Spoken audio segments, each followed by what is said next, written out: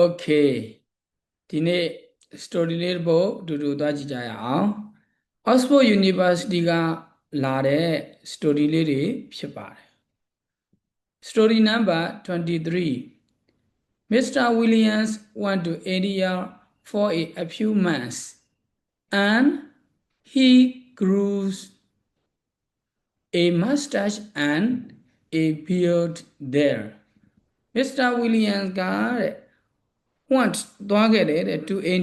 India သို့သွားခဲ့တယ်တဲ့ for a few months လာနှင်းငယ်ကြအောင် India သို့သွားခဲ့တယ်တဲ့2လ3လ4လအစရှိသည်ပေါ့သွားခဲ့တယ်တဲ့ပြီးတော့မှ he grew grew တာပေါက်တာသူပေါက်တယ်တဲ့ a mustache and a beard there နှုတ်ခမ်းမွေးတွေပေါက်တယ် beard ဆိုတော့မုတ်စိတ်မွေးတွေအဲ့ဒီမှာပေါက်တယ်တဲ့ then he came back to England and he and his wife had a holiday in a hotel by the sea. Then အဲ့ဒီနောက်မှာ he came back သူပြန်လာခဲ့တယ် to England ကိုပြန်လာခဲ့ပါတယ်ပြီးတော့မှ he and his wife သူနဲ့သူ့ရဲ့အမျိုးသမီးက had ရှိခဲ့တယ် a holiday အားလရက်တည်းရှိခဲ့တယ် in a hotel တစ်ခုမှာ by the sea ပင်လယ်နားက hotel တစ်ခုမှာအားလရက်ရှိခဲ့ပါတယ် After the first day his wife said to him I don't like your beard Ted After the first day ပထမဆုံးနေ့ရဲ့နောက်နေ့မှာဆိုတော့ second day ပေါ့ဒုတိယမြောက်ရက်မှာတဲ့ his wife သူ့ရဲ့အမျိုးသမီးက said to him သူ့ကိုပြောခဲ့တယ်တဲ့ I don't like your beard Ted တဲ့မင်းရဲ့နော်မင်းရဲ့ဒီမုတ်စိတ်မွေးတွေကိုငါမကြိုက်ဘူးတဲ့ He shaved it out but he did not shave his mustache off He shaved S-A-A ဘွေးဒီ shake ကသူကဖြတ်တာပြောမလို့သပင်ဆိုတဲ့သပင်ကြိုက်တာပေါ့နှခမ်းမွေးဆိုတဲ့နှခမ်းမွေးဆိုရိတ်တာ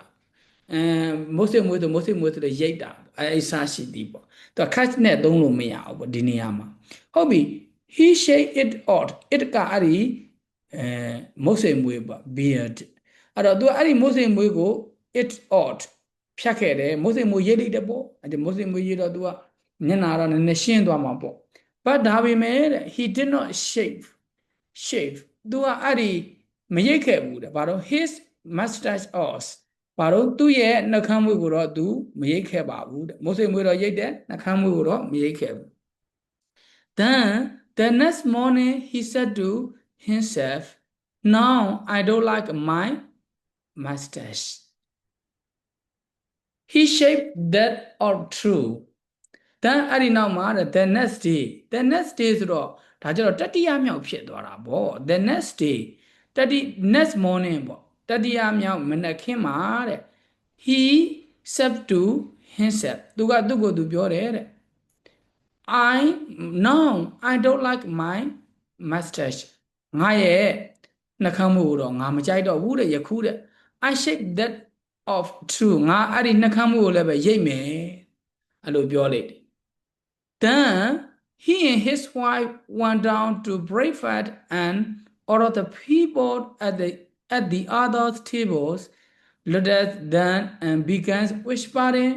to each other. Then အဲ့ဒီနောက်မှာ he and his wife သူနဲ့သူ့ရဲ့အမျိုးသမီးက went down ဆင်းလာခဲ့တယ်တော့ hotel ဘောကနေဆင်းလာခဲ့တယ် hotel တွေကအပေါ်ဓာတ်မှာဆိုအောက်မှာကသူက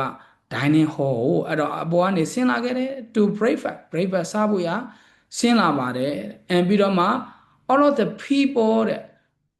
အခြားလူတွေအားလုံးကဘယ်လိုအခြားလူတွေအားလုံးကလဲဆိုတော့ at the others table အခြားတစ်ဘက်မှာရှိတဲ့လူတွေအားလုံးကတဲ့ look at them သူတို့ကိုစိုက်ကြည့်ကြတယ်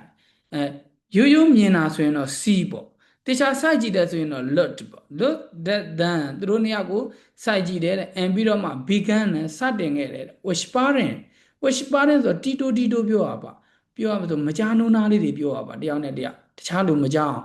စတင်ခဲ့တယ် to each other တယောက်နဲ့တယောက်ကမကြားနှုံးသားတီတိုပြောမှုတွေကိုစတင်လာတယ်တဲ့ Everybody said the woman always comes down to breakfast with a different man each morning လူတွေကတော်တော်ဆက်စုတယ် ကိုကိစ္စမဟုတ်ဘူးဆိုရင်လည်းပဲဆက်စုတာပဲသူများတွေဘာဖြစ်နေလဲဆိုတော့ဆက်စုတာပဲဒါလူတွေရဲ့သဘာဝပေါ့ဆက်စုတဲ့သဘာဝဟုတ်ပြီ everybody said that အဲ့ဒီမှာဘေးနားသဘောမှာရှိတဲ့လူတွေအားလုံးကပြောကြတယ် the woman ဒီ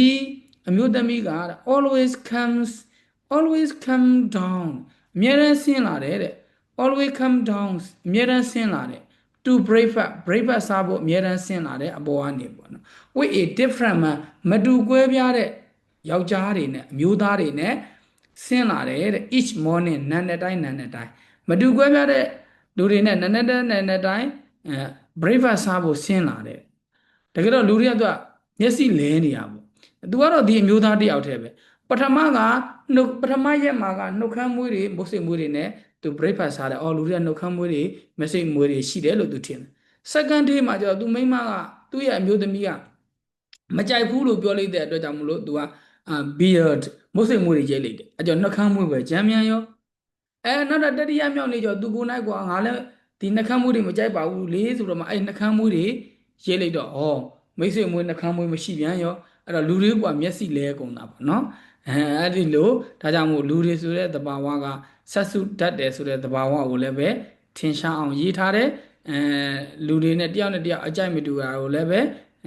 ရေးထားပါတယ်เนาะ Okay let me stop here thank you so much good luck to you